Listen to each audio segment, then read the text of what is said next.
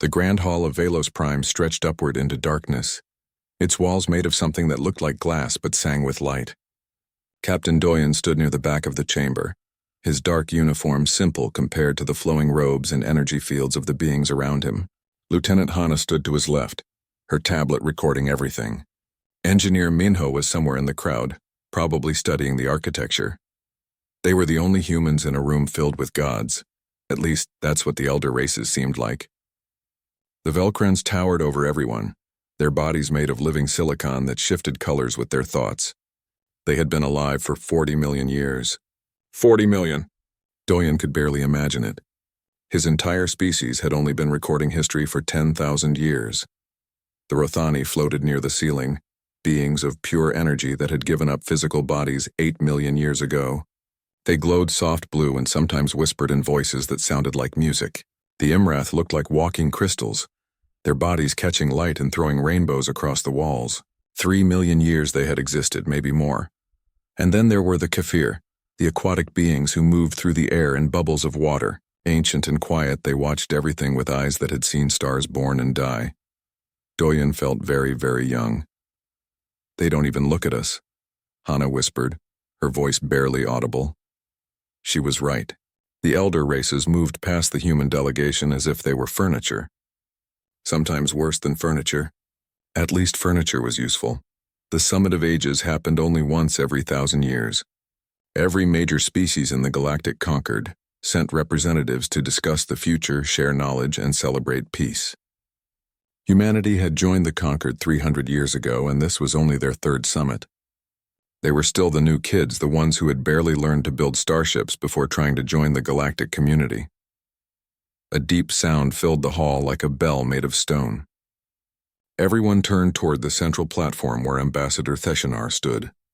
The Velcran was old even by his species' standards, his silicon body showing veins of gold that marked extreme age. When he spoke, his voice rumbled through the floor. "Welcome, children of the stars," Theshanar began. His eyes, like pools of mercury, swept across the room. "We gather once more to share the wisdom of ages, to celebrate peace that has lasted 12,000 years. Doyen had heard this speech before, in recordings. It was always the same. Peace, wisdom, patience, understanding. The elder races had built their entire civilization on these ideas. War was ancient history to them, something they had evolved beyond millions of years ago. "We have much to discuss," Theshanar continued. "But first let us acknowledge those who have recently joined our community." His eyes found the human delegation. The humans who have been in space for merely 3 centuries, who reached for the stars before they truly learned to walk upright. Polite laughter rippled through the hall. It wasn't meant to be cruel, Doyen knew. To beings who measured time in millions of years, 300 years really was nothing. An eye blink. A moment so brief it barely registered. True civilization, Theshanar said, requires time, patience, the slow evolution of thought and spirit. These newcomers rush through space with the chaos of youth, building weapons and warships when they should be building understanding. He smiled, a strange expression on his silicon face. But they will learn. Given enough time, all species learn. In perhaps another million years, they too will understand peace. Doyen felt Hana tense beside him. He put a gentle hand on her arm. Getting angry wouldn't help. The elder races didn't mean harm. They simply couldn't imagine any other way of existing. When you've known peace for millions of years, war becomes unthinkable. The summit continued for hours. Representatives from dozens of species discussed trade agreements, cultural exchanges, and scientific cooperation. No one asked the humans for input. No one seemed to remember they were there. It was late into the third day when everything changed. Alarms cut through the peaceful discussions like knives. Lights that had been soft and warm turned harsh red. Theshanar raised his massive arms, calling for calm, but the chaos grew. Beings rushed toward display screens that suddenly covered the walls. Doyen pushed forward, Hana right behind him. Minho appeared from the crowd, his face pale. "What's happening?" Doyen asked. "The outer rim," Minho said, pointing at a screen. Something came through. The display showed a star map with the outer edges of Concord space highlighted. Red markers bloomed across 17 worlds. No, not bloomed. Died. 17 colonies had gone dark in the last hour. "The breach," someone whispered. The word spread through the hall like poison. Doyen had heard of the breach in classified briefings. A dimensional tear that appeared in legends and ancient warnings, something that had come before long ago, though even the elder races didn't like to talk about it. On the screens, they watched the first footage from automated sensors near the breach. Something poured out of the tear in space, a flood of darkness that moved like liquid and struck like lightning. The Voskan swarm, the reports called it, an extra-dimensional force that consumed everything in its path. The hall erupted in discussion. Elder races that moved slowly, that considered every word for hours before speaking, suddenly talked over each other. Plans formed. Committees organized. Diplomatic envoys prepared. Doyen found Jiwan, one of the human researchers, hunched over a smaller display in the corner. The young woman's fingers flew across the screen, pulling up old records. "What are you finding?" Doyen asked. "This has happened before," Jiwan said without looking up. 7 times in recorded history. The breach opens, the swarm comes through, and civilizations fall. She finally met his eyes. Every time there was a delay in response, entire sectors were lost. Every single time. How long were the delays? Weeks, months. The elder races always tried to understand first, to make contact and find peaceful solutions. And Jiwan's face was grim. By the time they acted, it was too late to act at all. Doyen walked back to where Teshinar stood, surrounded by advisors. He waited for a pause in the conversation, then spoke clearly. "Ambassador, humanity requests permission to mobilize our defense fleet."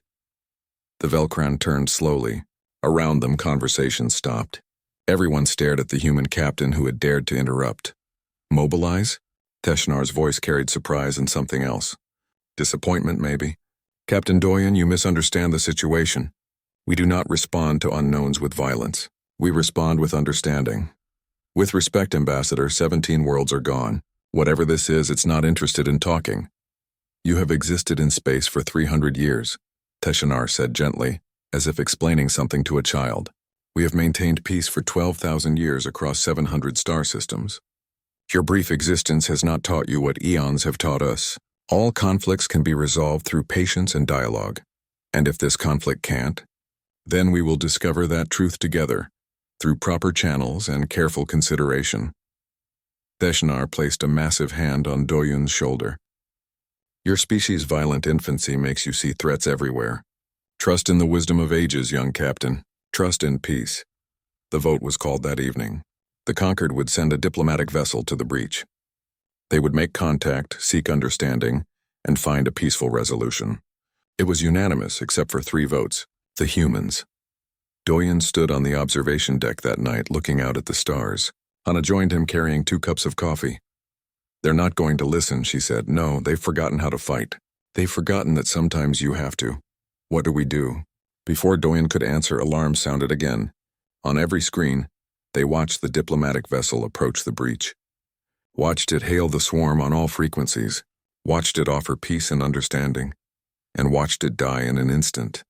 Torn apart by forces that didn't care about wisdom or patience or the peaceful evolution of millions of years. The elder races stood in stunned silence. More worlds went dark on the displays. 50 colonies now. The swarm was moving faster. Teshinar called for another summit to discuss alternatives. Another meeting. More committees. More time. Doyen looked at Hana, then at Minho, who had joined them. He thought about Earth, about the human colonies, about everyone who would die while the ancient races talked. He pulled out his communicator and typed 3 words. Then he sent it on an encrypted channel to Earth, to the Terran Defense Fleet, to every human ship and station and world. 3 words that would change everything. Humanity stands ready. The message reached Earth in less than a day. 3 words that carried the weight of a species decision. Humanity stands ready. Admiral Kyung received the encrypted transmission in his office on Luna Station, overlooking the blue and green marble of Earth below. He was old for a military officer, his hair completely gray, his face marked with the lines of 40 years of service. He had fought in the Titan Wars, survived the Jupiter Rebellion, and helped establish humanity's first colony beyond the solar system. He read Doyen's message 3 times. Then he stood and walked to the window, looking down at the planet where 10 billion humans lived their daily lives. They had no idea what was coming. The elder races hadn't shared the full scope of the threat yet. They were still forming committees. Kyung picked up his communicator. This is Admiral Kyung. Authorization code Crimson Sky 7, mobilize all fleets. I repeat, mobilize all fleets. This is not a drill. Across human space, the response began immediately. What the elder races never understood about humanity was simple. While they had spent millions of years evolving toward peace, humanity's 10,000 years of recorded history contained almost nothing but war. Every century brought new conflicts. Every conflict taught harsh lessons. And humanity, young and stubborn and foolish, never forgot those lessons. They couldn't afford to. General Hyon got the mobilization order while inspecting training facilities on Mars. She was shorter than most soldiers, but no one ever noticed. They were too busy trying to keep up with her. She had earned her rank in ground combat, the brutal business of holding territory against enemies who wanted you dead. Activate all reserve units, she told her staff. Every soldier on leave, every mothballed ship, every weapon in storage. Bring it all online. General, without Concord approval. We'll ask for forgiveness later, Hyon said. If we're alive to ask. On Europa, Colonel Somin was drilling her Special Operations Unit when the order came. The Wraith Battalion, they called themselves. Soldiers trained for the missions that regular forces couldn't handle. Somin had built the unit from scratch, choosing each member personally. Listen up, she told her assembled soldiers. We've got a situation in the Outer Rim. Unknown hostile force. The elder races are talking. We're moving. Her second-in-command, a lieutenant named Tae Yang, raised his hand. Rules of engagement? Survive, Somin said simply. Then make sure the enemy doesn't. The mobilization happened faster than anyone expected. Human ships began arriving in the Outer Rim within days. Destroyers from the Mars Defense Fleet, cruisers from the colony worlds, even old patrol vessels that had been retired years ago, pulled out of junkyards and made battle ready. The elder races watched in horror. This is madness, Theshanar declared in an emergency Concord session. Humanity is mobilizing for war while we're still gathering information. This is exactly the kind of reckless behavior we feared from them. Perhaps, said the Kepir representative, a being named Kelthara who rarely spoke. Or perhaps it is exactly what we need. Theshanar turned his massive silicon body toward the aquatic being. You cannot be serious. You would encourage this violence. I encourage survival, Kelthara said quietly. Something we may have forgotten how to do. Back on Earth, Dr. Taeon worked in a laboratory deep underground. She was young for a weapons researcher, only 32, but she had a gift for seeing how things could be used in ways no one intended. Her current project was classified above top secret. Forbidden technology, the Concord called it. How long until the resonance bombs are ready? Asked her assistant, a nervous engineer named Kwan. 2 weeks if we work around the clock, Taeyeon said, studying the data on her screens. 1 week if we skip safety testing. And if they don't work? Then we'll find out the hard way. Commander Yuna was already in the Outer Rim when the mobilization order arrived. She led the 7th Fighter Wing. 60 pilots who could fly anything with engines. She had been born on a colony ship and learned to fly before she learned to drive. Space was home to her in a way planets never were. All wings, this is lead, she said into her comm. We're setting up a defensive perimeter around New Sol Colony. Grid pattern, standard spacing, and stay alert. Whatever hit those other worlds is still out there. Her wingman, a pilot named Daehyun, pulled his fighter alongside hers. Commander, we're 60 fighters against an enemy that destroyed 17 worlds. We're not enough. We're what they have, Yuna said. So we'll be enough. Young Corporal Junho received his deployment orders while on leave, visiting his family in Busan.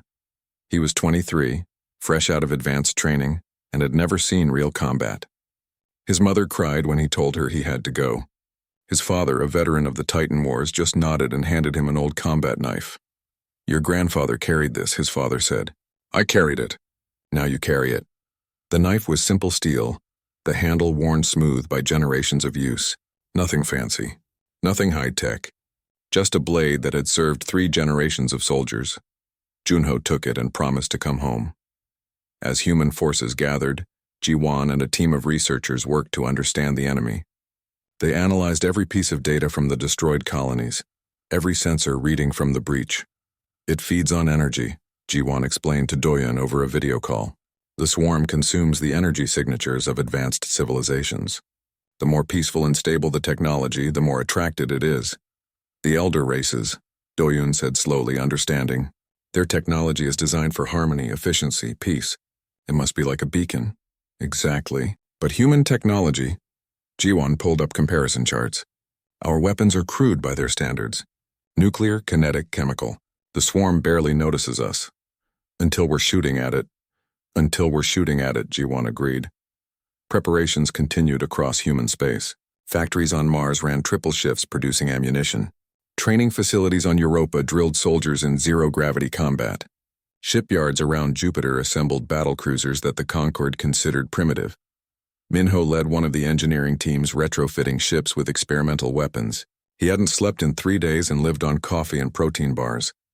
These railguns are going to tear the ships apart if we fire them at full power, his chief engineer warned. Then we reinforce the ships, Minho said, and we fire them at full power anyway. A week after Doyen's message, Admiral Kyung established the defensive line. New Sol Colony sat directly in the swarm's path. It was a world of 3 million people, mostly human but with populations of other species too. Families, children, people who trusted the Concorde to protect them. 40,000 human soldiers deployed to the surface. 300 ships formed a perimeter in orbit, and not a single vessel from any other Concorde species stood with them. The elder races watched from safe distances, some with concern, most with criticism. They're going to get themselves killed, a Rothani observer noted. Yes, Kelthera said, they probably are. But they're doing it anyway. Lieutenant Hana stood on the bridge of a destroyer named the Defiant, watching the tactical displays. She had been given command of her own vessel, something that would have taken years in peacetime, but there was no peacetime anymore. All stations report ready, her tactical officer said. Hana nodded. Then she opened a channel to all Concorde frequencies, knowing the elder races would be listening. For millions of years you've known peace, she said, her voice steady. We're 300 years old in space and we've never known anything but struggle. You call us young. You call us violent. You call us unwise. But today, you'll learn what that youth has forged. She paused, looking at the darkness beyond the view screen where the swarm was coming. We are humanity. We don't need millions of years to know when to fight. We just need to know what we're fighting for. The bridge crew was silent. Across the fleet, on every human ship, soldiers and sailors and pilots stood at their stations. Ready, Admiral Kyung sat in the command center of the flagship, the Soul's Pride. He had a picture of his family on his desk, a wife who had passed years ago, 2 daughters, both grown now with families of their own. Grandchildren he saw too rarely. He touched the picture gently, then put it in a drawer. There would be time for memories later. If there was a later. All ships, he said calmly. Battle stations. Weapons free. Target tracking online. The sensors showed it first. A darkness spreading across space, moving faster than anything should move. Millions of entities, each one hungry for the energy of living civilizations. The Voskan swarm. The elder race's computer projections ran the numbers. They gave humanity 12 minutes before complete destruction. 12 minutes to prove that 300 years of struggle meant something. Kyung watched the swarm approach. He thought about all the wars humanity had fought, all the lessons learned in blood and fire. He thought about the elder races who had forgotten these lessons, who had evolved beyond them. Maybe evolution wasn't always progress. All weapons free, Kyung repeated. Show them what 300 years can do. The swarm hit the defensive line like a tsunami of living darkness, and humanity fired back. The first salvo shocked everyone watching. Human ships didn't fire energy weapons. They didn't launch plasma or particle beams or any of the elegant technologies the elder races had perfected over millions of years. Instead, railguns opened up, hurling tungsten projectiles at speeds that bent physics. Each round carried the kinetic energy of a small nuclear bomb. The Voskan swarm hit the wall of metal and steel, traveling at relativistic speeds. Thousands of the creatures simply ceased to exist, torn apart by forces they hadn't evolved to handle. Impossible. Theshanar whispered from the Concorde observation ship. That kind of weaponry is prehistoric. Yes, Kelthera said quietly. Exactly. Nuclear-tipped missiles followed the railgun barrage. Not the clean antimatter weapons of modern warfare, but old-fashioned fission bombs that humanity had been building for almost 1,000 years.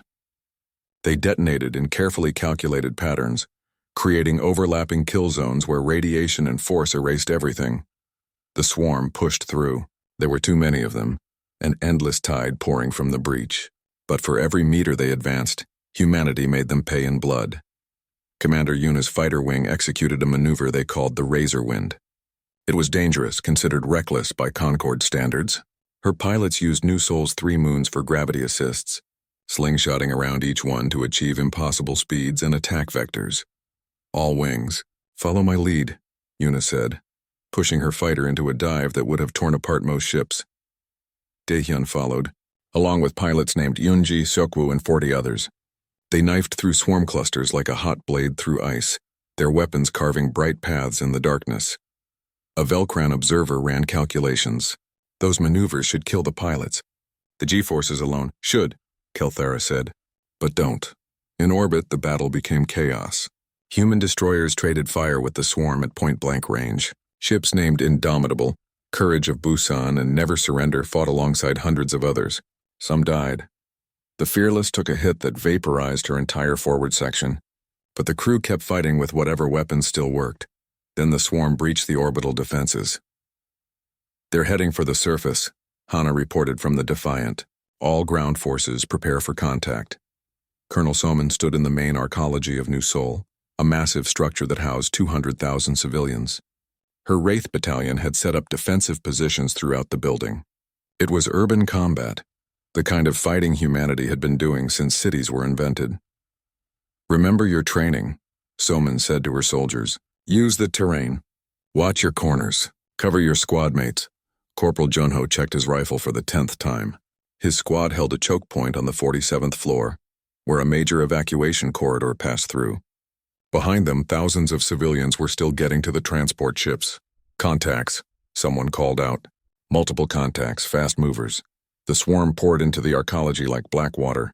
They moved wrong, defying physics and common sense, but they died like anything else when you shot them enough. Junho's squad opened fire. The corridor became a storm of bullets and explosions. The swarm creatures screeched and fell, but more came behind them. Reload, Juno shouted. His rifle clicked empty and he slammed in a fresh magazine with hands that shook only slightly. A creature got past the others, moving too fast to track. It hit Private Sunhee, dragging her down. Hunyo didn't think. He just moved, drawing the old combat knife his father had given him. The blade was simple steel, unchanged in design for thousands of years. It went into the creature's center mass and the thing died with a shriek. Thanks, Sunhee gasped, getting back to her feet. Stay tight, Junho said. Don't let them separate us. The battle raged for hours. On the Concord observation ship, the elder races watched in stunned silence. They had never seen warfare like this. The humans used terrain, ambushes, and coordinated tactics that seemed to come from instinct. They fought with a ferocity that ancient civilizations had forgotten. They're accepting casualties we would never tolerate, a Rothani observer said. They know many will die, yet they don't retreat. Because retreating means the civilians die instead, Kelthara said softly. They've made their choice. Ambassador Theshanar's certainty crumbled as he watched. These humans, these children who barely knew how to build starships, were doing what his people couldn't. They were fighting. Really fighting. Not with elegant technology or peaceful solutions, but with blood and courage and an absolute refusal to give up. How? He asked no one in particular. How do they do this? Practice, Kelthara said. Terrible, bloody practice across 10,000 years. Dr. Taeyeon worked frantically in her lab ship, watching the battle data pour in.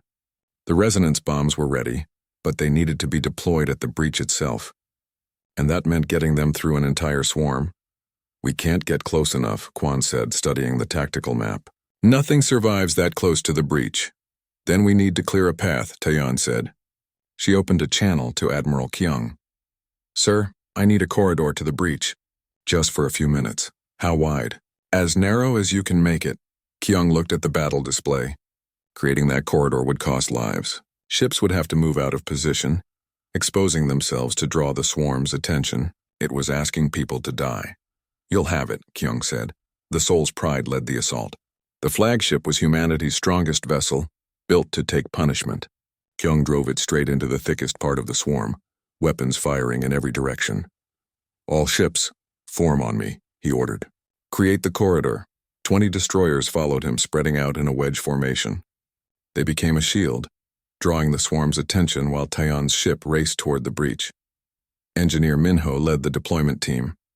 They had to get close enough to the breach to place the resonance bombs manually. The automated systems wouldn't work this close to the dimensional tear. Approaching drop point, the pilot said. You've got maybe 5 minutes before we're torn apart. Then we work fast, Minho said. His team included engineers named Nari, Beom-seok, and Chan-hee. They all knew the odds. The breach's event horizon was lethal. Getting the bombs in place meant someone had to enter it. They didn't talk about it. There was nothing to say. Minho suited up and grabbed the first bomb. Keep the others ready. I'll place as many as I can.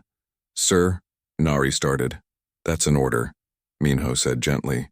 Someone has to stay alive to trigger them. He entered the airlock.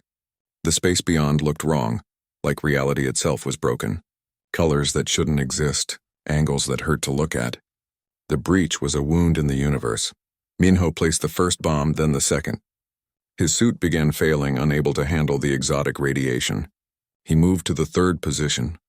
Minho, you need to get back, Taeyeon's voice crackled in his ear. Your suit's compromised. Almost done, he said. His hands were steady even as the readout showed his radiation exposure climbing into lethal ranges. Fourth bomb placed. Fifth. 6 total positions needed for complete breach closure. He reached for the 6th bomb. Sir, please, Chan-hee's voice broke. That's enough. Come back. Minho looked back at the ship. He could see them through the airlock window. Young faces, people with lives ahead of them. He thought about Earth, about the people who would die if this didn't work. The elder races built monuments to peace. He said quietly into the comm. We'll build one to survival. Tell them we were here. He placed the final bomb and pushed away from the ship, floating toward the breach. His suit was falling apart now, but he'd done what needed doing. Detonate, he ordered. The resonance bombs activated simultaneously. Reality screamed. The breach began collapsing, folding in on itself. The dimensional tear that had been pouring out endless swarms started to close. The creatures in normal space suddenly found themselves cut off from reinforcements. Humanity pressed the advantage. Back on New Seoul, Junho's squad had been fighting for 6 hours straight. They were down to their last magazines, running on stimulants and stubbornness. But the swarm was thinning out. They're retreating, someone said in disbelief. Don't chase them, Colonel Soman ordered over the battalion channel. Hold your positions and let them go. The evacuation was nearly complete. Almost everyone who could be saved had reached the transport ships. The cost had been high. Junho looked around at his squad. They'd started with 12 soldiers. 7 remained in orbit. The tide was turning. The swarm, cut off from the breach and battered by human weapons, began to fragment. Some clusters retreated. Others fought on with mechanical determination until they were destroyed. Commander Yuna's fighter wing had been reduced to 34 craft. She led them in one more pass, one more strike, making sure the swarm knew humanity wasn't done fighting. Then sensors detected something new. Admiral, the tactical officer on the Soul's Pride said, his voice tight. We have a massive contact emerging from the breach. On every screen, they watched it appear. Something huge, bigger than any ship, bigger than some moons. The Swarm Queen, the analysis called it. An entity that made every other creature look like an insect by comparison. Kyung stared at the tactical display. Every weapon that had worked on the smaller swarm entities bounced off the Queen like rain off a mountain. Nuclear strikes did nothing. Railgun rounds might as well have been thrown pebbles. Project Arrowhead had been classified for good reason. The Conquered had banned weaponized wormhole technology 3 million years ago, after a war that nearly destroyed an entire spiral arm of the galaxy. The technology could fold space itself into a projectile, turning the fabric of reality into a weapon. It requires a ship to enter the rift manually and guide the wormhole into the target, Dr. Taeyeon explained over the command channel. The calculations are too complex for computers. A living mind has to make constant adjustments. And the ship, Taeyeon asked, already knowing the answer, won't survive. The exotic radiation alone would kill the crew in minutes. The wormhole collapse would atomize anything within 1,000 kilometers. Silence filled the comm channel. Every captain understood what that meant. Someone had to fly a suicide mission. I'll do it, Admiral Kyung said simply. The Soul's Pride has the power generation we need. Sir, no, Doyen protested. The fleet needs you. The fleet needs you for what comes after, Kyung interrupted gently. I'm an old man, Doyen. Let me make this count. Lieutenant Hana watched from the Defiant as the flagship began moving away from the battle line. She wanted to argue, to find another way, but she understood. In war, sometimes the best option was still terrible. The battle split into 3 fronts. Commander Yuna gathered what remained of her fighter wing. 34 fighters against a creature the size of a moon. The math was insane, but math had never stopped humanity before. All wings were running interference, Yuna said, her voice steady. The Admiral needs time. We buy it for him. How much time? Taehyun asked. As much as we can. The fighters dove toward the Swarm Queen, weapons blazing. They were gnats attacking an elephant, but they were loud gnats. The Queen noticed them. Tentacles of darkness reaching out to swat them away. Pilot Suho's fighter took a direct hit. He managed to eject, but there was no rescue coming. Not here, not now. His final transmission was simple. Make it count. More fighters died. Jun's wing was caught in an energy pulse and simply vanished. Mintsu tried to cover her and met the same fate. Each death bought seconds, maybe minutes. On the surface of New Seoul, Colonel Soman coordinated the final evacuation. The transport ships were loading the last civilians, but the spaceport was under attack. Swarm creatures that had broken through the main defenses were trying to stop the evacuation. All units fall back to the spaceport, Soman ordered. Fighting retreat by the numbers. Junho's squad moved through the ruined streets. The city was burning in places and the air tasted like smoke and chemicals. They reached the spaceport perimeter and took up defensive positions. How long do we hold? Asked Private Sun-hee, checking her rifle. Until everyone's evacuated, Junho said. However long that takes. They dug in and waited. The swarm came in waves and each wave was pushed back. But the squad was getting smaller. Ammunition was running low. Yunho drew his father's old knife and put it where he could reach it quickly. When his rifle finally ran empty and he couldn't find more ammunition, he would use the knife. Just like soldiers had for thousands of years. Meanwhile, Admiral Kyung piloted the Soul's Pride toward the Swarm Queen. The ship's corridors were empty now. He'd ordered all non-essential crew to evacuate. Only a skeleton team remained, and even they would leave soon. Kyung had set the ship to autopilot for the final approach. He would guide it manually only at the end when precision mattered most. He walked through the empty bridge, touching consoles where his crew had worked. Good people. They deserved to survive this. They deserved to go home and tell stories about the day humanity stood its ground. On his personal terminal, he recorded a message. Not for the fleet or for history, just for his daughters. I'm proud of you both, he said quietly. I'm proud of who you've become. Tell your children about today. Tell them their grandfather did something that mattered. He smiled. And tell them I loved them very much. He closed the terminal and turned to the helm. It was time. Back at the conquered observation ship, the elder races watched 3 separate battles happening simultaneously. They saw human fighters dying one by one to buy time. They saw soldiers holding impossible positions on the ground. They saw an admiral piloting his flagship toward certain death. This is insane, a Velcran counselor said. They're throwing away lives. No, Teshinar said quietly. They're spending them. There's a difference. For the first time in his 40-million-year existence, the ancient ambassador felt something he'd forgotten. Not fear exactly. Humility. These young, violent, foolish humans were doing something his people had forgotten how to do. They were willing to pay the price. Kel Thera, the Kefir representative, rose from his water bubble. We cannot simply watch. Not anymore. What can we do? Asked the Rothani observer. We have no weapons. No warships. We've evolved beyond such things. Then we provide what we can, Kelthera said. Energy, support, technology. The humans are bleeding for all of us. The least we can do is help them bleed less. Orders went out across conquered space. The ancient races, for the first time in millions of years, mobilized to support a war effort. Rothani energy beings flew to human ships and stabilized their power systems, letting weapons fire faster and shields last longer. Velcran engineers materialized at defensive positions and reinforced structures with technology humans barely understood. The Imrath created barrier fields around evacuation transports protecting the civilians. It wasn't combat, but it was something.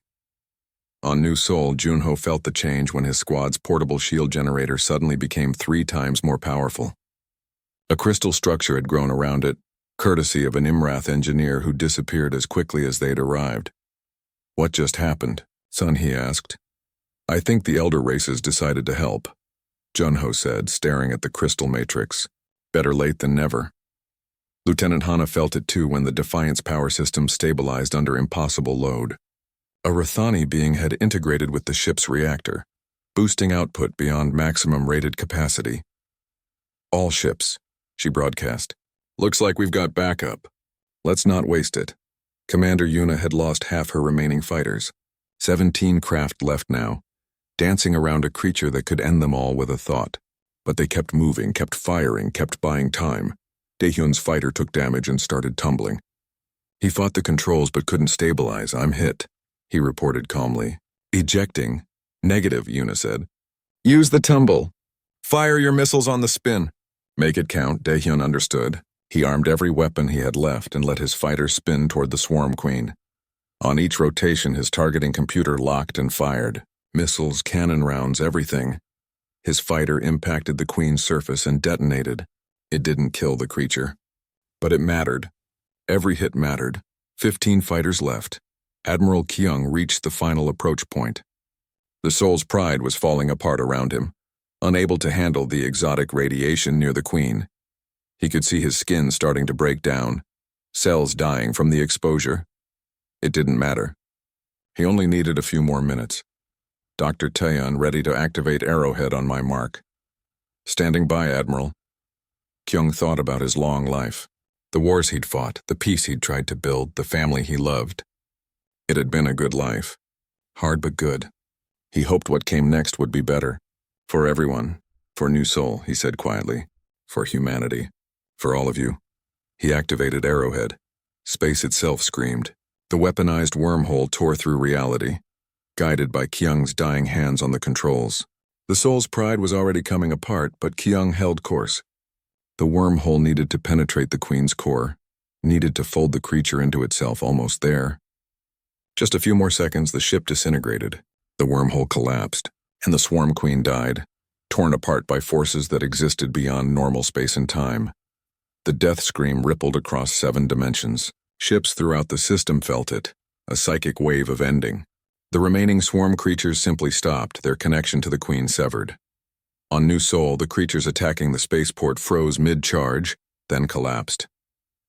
Yunyo and his squad lowered their weapons in exhausted disbelief. In orbit, Hana watched her sensors. The Swarm Queen was gone. The breach was sealed. They had won. But the cost. 17 destroyers had been caught in the gravitational anomaly from the Queen's death. They couldn't escape. Thousands of crew members went down with their ships. Commander Yuna's remaining fighters, too damaged to retreat in time, faced the same fate. Yuna's final transmission was clear and calm. "Tell them we held for 9 minutes. Better than projected." Then she was gone. Her entire wing gone. So many lives spent in the span of a heartbeat. The battle was over. New Sol was saved. The swarm was defeated. But as Doyen stared at the casualty reports, as he looked at the names of ships and soldiers and pilots who would never come home, he felt no victory. Only wait. Then the sensors detected something new. Multiple swarm signatures appearing in 6 other sectors simultaneously. All across conquered space, the breach was opening again. This hadn't been an invasion. It had been a test. And humanity had just announced its presence to whatever intelligence controlled the swarm. The real war was about to begin. 3 weeks after the Battle of New Sol, the colony still looked like a war zone. Buildings showed scorch marks and bullet holes. Some streets were still blocked by rubble, but life continued. People rebuilt. They always did. Lieutenant Junho walked through a memorial park that had been cleared in the city center. Thousands of names were carved into black stone walls. Some he recognized. Soldiers he'd fought beside. Pilots who'd protected them from above. Engineers who'd made the impossible possible. He stopped at one section and ran his fingers over a name. Private Sunhee had died 2 days after the main battle, when a delayed explosive trap left by the swarm had detonated. She'd been helping clear buildings so civilians could return home. "I'm sorry," Junho whispered, though he didn't know what he was apologizing for. For surviving, maybe, or for not being able to save everyone. A Velcran elder stood nearby watching the memorial. The silicon being was ancient even by his species standards, but he looked at the names with something like confusion. Why do you preserve the memory of pain? The Velcron asked Junho. Why carve names into stone and force yourselves to remember loss? Hunyo considered the question. Because if we forget them, they died for nothing. The memory is what makes it matter. The Velcron was silent for a long time. Then he bowed, a gesture of respect humanity had never received from the elder races before. On Velos Prime, the conquered council chamber had changed. Human representatives now sat at the central table, not in the back corners. Admiral Doyen, promoted after Kyung's death, occupied one of those seats, but more than positions had changed. The ancient races were different now. They asked questions they hadn't asked in millions of years. How do we train soldiers? An Imrath counselor wanted to know. Our people have not fought in 3 million years. We don't know where to begin. General Hyon, attending via hologram from Mars, pulled up training protocols on the shared displays. You start with basics. Physical conditioning, weapons familiarization, squad tactics. It takes time. How much time? For your people? I don't know. For humans, it takes years to make a soldier. Longer to make a good one. She paused. But we don't have years. So we'll compress it. Teach what's essential first. The rest comes with experience. Ambassador Teshinar, who had once dismissed humanity as violent children, now listened with careful attention. And you believe our people can learn this? Species who have known only peace? I believe anyone can learn, Hyun said. The question is whether you're willing to. Doyen presented humanity's analysis of the swarm incursions to the full council. The 6 new breaches were coordinated, deliberate. An intelligence behind the swarm was testing Concord defenses, looking for weaknesses. Earth's military analysts project a full-scale invasion within 1 year, Doyen said. He brought up projections on the central display. The swarm will hit multiple sectors simultaneously. If we're not ready, we'll lose everything. A Rothani counselor pulsed with concern. 1 year. That gives us time for diplomatic outreach, for understanding their motivations. No, Kelthera interrupted. The Kepir representative rarely spoke, but when he did, others listened. We've had 12,000 years of peace. Now we have 1 year to remember war. We must use that time wisely. The council voted to approve the Bulwark Initiative. For the first time in recorded history, the conquered would maintain a standing military force. Human officers would train soldiers from every species. Human engineers would help build weapons. Human tactics would become standard across the galaxy. The elder races recoiled at some of it. Nuclear weapons, kinetic bombardment, close combat training with blades and bullets. But they learned because the alternative was extinction. Dr. Taeon worked with researchers from a dozen species, studying wreckage from the Swarm Queen. Jiwon led the analysis team, and what they found was disturbing. The Voskan aren't mindless, Jiwon explained to the Research Council. They were a civilization once, an advanced one. But when faced with their own extinction, they made a choice. Why, what choice? Dorian asked. To survive at any cost. They transformed themselves into living weapons, consuming other realities to fuel their continued existence. Jiwon pulled up genetic data. They gave up everything that made them a civilization. Culture, compassion, individuality, all of it sacrificed for pure survival. A warning, Teshinar said softly, about what we could become if we're not careful. Or what we must avoid becoming, Doyen said. We're learning to fight again, but we can't forget why we fight. Colonel Soman ran training exercises on Europa, drilling mixed species squads in urban combat. It was strange work. Velkrans, who had never held a weapon, learning to use rifles. Rothani energy beings figuring out how to coordinate with physical troops. Imrath crystal beings trying to understand cover and concealment. A young Velkran named Reshitak struggled with the tactical exercises. He was only 7 million years old. Practically a child by his species standards. He'd never imagined needing to learn violence. I don't understand, he told Soman after failing a simulation for the 3rd time. Why must we practice scenarios where squad members die? Why not focus on missions where everyone survives? Because sometimes everyone doesn't survive, Soman said gently. Sometimes you have to choose who lives and who holds the line. It's the worst part of command. But if you don't practice making those choices, you'll freeze when it matters.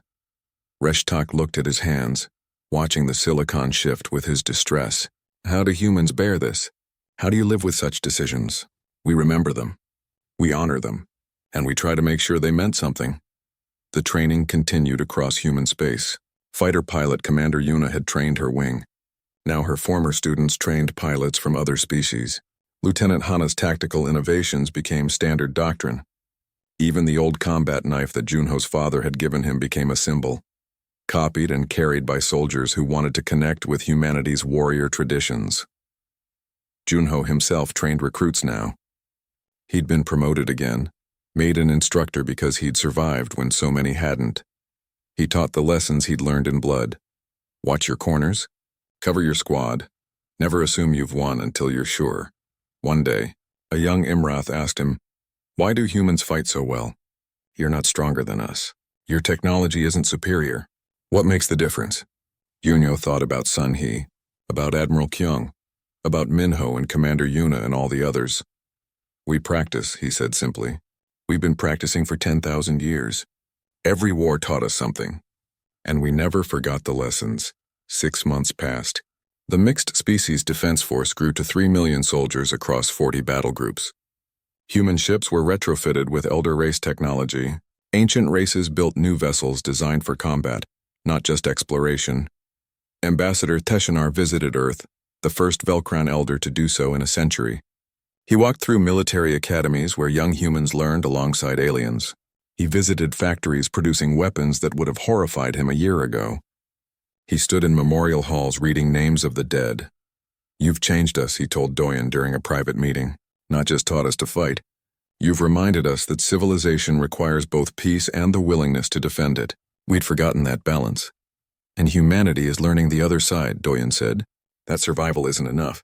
We have to preserve what's worth surviving for." 9 months after New Seoul, the first joint training exercise brought together every species in the Conquered. The simulation was complex. Defend 3 colony worlds against overwhelming force. The elder races approached it like a problem to solve. The humans approached it like war. In the end, they found a middle ground. Ancient wisdom combined with human adaptability. Technology married to tactics. It wasn't perfect, but it was better than either could achieve alone. As the 1-year mark approached, sensors detected massive energy signatures in deep space. The breaches were opening again just as humanity had predicted. But this time, they appeared in 30 sectors simultaneously. The real invasion had begun.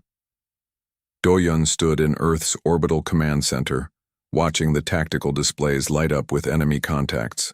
Around him, representatives from every Concord species manned stations. The ancient Kefir Admiral Kelthara commanded the fleet. Velcran engineers maintained systems. Rothani coordinated communications. Humans provided tactical leadership. All forces, Kelthara broadcast across every channel. We were legends of peace. We were immortal in our tranquility. But legends don't survive nightmares. Warriors do. Today we are all warriors. Doyun added his own message to the fleet. 300 years ago we reached for the stars. You called us children. You called us violent. You called us unwise. You were right. We are young. But in 300 years we learned what 40 million couldn't teach. Peace is precious because war is possible. Today we stand together. Not as young or old, not as wise or foolish, just as soldiers who refuse to let the galaxy fall. The swarm hit the defensive lines across 30 sectors. But this time the Conquered was ready. Human ships and alien vessels fought side by side. Soldiers from a dozen species held the line in ground combat. Ancient technology and human weapons worked together. It wasn't easy. Ships were lost. Worlds were damaged. Lives were spent in the defense. But the line held. On New Seoul, now rebuilt and fortified.